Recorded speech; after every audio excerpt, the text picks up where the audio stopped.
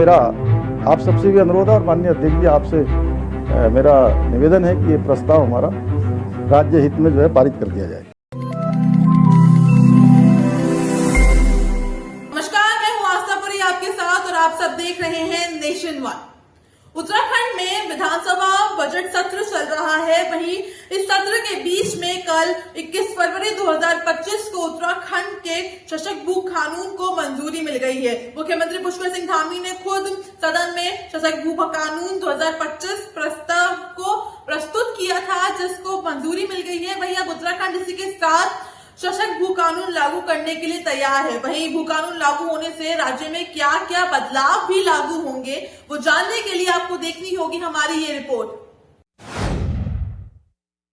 उत्तराखंड में 21 फरवरी 2025 को शशक भू कानून को मंजूरी मिल गई है। मुख्यमंत्री पुष्कर सिंह धामी ने उत्तराखंड के उत्तर प्रदेश जमींदारी एबॉलिशमेंट और भूमि व्यवस्था अधिनियम 1950 संशोधन विधेयक 2025 को प्रस्तुत किया। राज्य गठन के इतने सालों में भू कानून में काफी सारे संशोधन हुए हैं।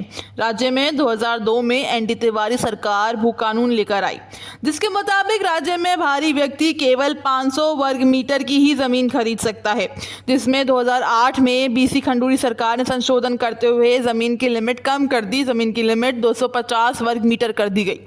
वहीं फिर 2018 में त्रिवेंद्र सरकार ने भूमि खरीद की ये लिमिट ही हटा दी। उनका कहना था कि राज्य में इन्वेस्टमेंट के लिए भूमि खरीद से लिमिट हटानी होगी। वहीं अब धामी सरकार ने एक बार फिर शशक भू कानून को सदन में पेश किया, जिसको मंजूरी दे दी गई। वहीं अब भू कानून लागू होने से क्या क्या बदलाव लागू होंगे, चलिए आपको बताते हैं। हरिद्वार, उधम सिंह नगर को छोड़कर बाकी 11 जिलों में राज्य के बाहर के व्यक्ति कृषि और बागवानी के लिए भूमि नहीं खरीद सकेंगे। नगर निकाय क्षेत्रों को छोड़कर बाहरी जगहों पर बाहरी राज्य के व्यक्ति जीवन में एक बार आवासीय प्रयोजन के लिए 250 वर्ग मीटर भूमि खरीद सकेंगे। इसके लिए उन्हें अब अनिवार्य शपथ पत्र देना होगा। औद्योगिक प्रयोजन के लिए जमीन खरीद के नियम यथावत रहेंगे। हरिद्वार व उधम सिंह नगर में कृषि औद्योगिकी की जमीन खरीदने के लिए जिलाधिकारी के स्तर से अनुमति नहीं होगी। इसके लिए शासन स्तर से ही अनुमति मिलेगी। 11 जनपदों में 12.5 एकड़ भूमि की सीलिंग खत्म कर दी गई है। हरिद्वार उधम सिंह नगर में 12.5 एकड़ भूमि खरीद से पहले जिस प्रयोजन के लिए खरीदी जानी है, उससे संबंधित विभाग को आवश्यकता प्रमाण पत्र जारी करना होगा, तब शासन स्तर से अनुमति मिल सकेगी। खरीदी गई भूमि का निर्धारित रूप से अन्य उपयोग नहीं करने के संबंध में क्रेता को रजिस्ट्रार को शपथ पत्र देना होगा।